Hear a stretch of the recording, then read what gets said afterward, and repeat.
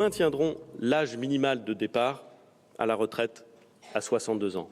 L'âge légal qui permet de partir à 62 ans ne bougera donc pas.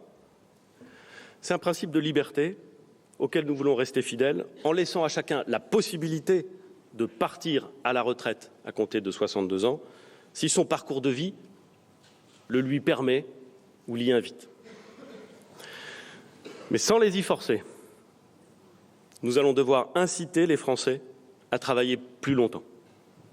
Le gouvernement compte donc reprendre la proposition du rapport du haut-commissaire qui consiste à instaurer au-dessus de l'âge légal un âge d'équilibre avec un système de bonus-malus. Le Conseil d'orientation des retraites nous dit qu'il faudrait fixer cet âge à 64 ans en 2025 pour atteindre l'équilibre.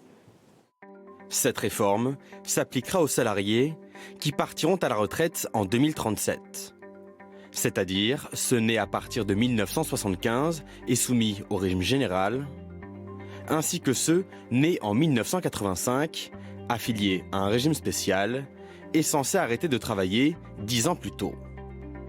70% de leur retraite sera calculée avec l'ancien système, 30% avec le régime universel.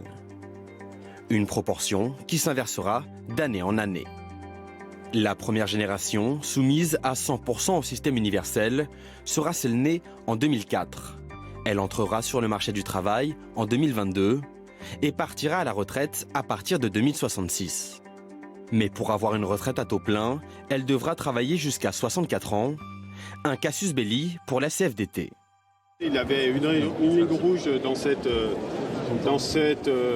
réforme, c'était le fait de ne pas mélanger la nécessité d'une réforme systémique pour rendre le système plus juste, plus lisible, et la réforme paramétrique qui demanderait aux travailleurs de travailler plus longtemps.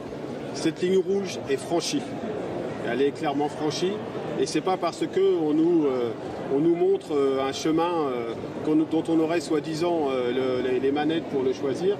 Finalement, on sait qu'il y aura un âge d'équilibre à 64 ans fixé d'ores et déjà par cette réforme. Édouard Philippe s'adressera aux Français ce soir à 20h à la télévision, puis dans la foulée aux députés à l'Assemblée nationale.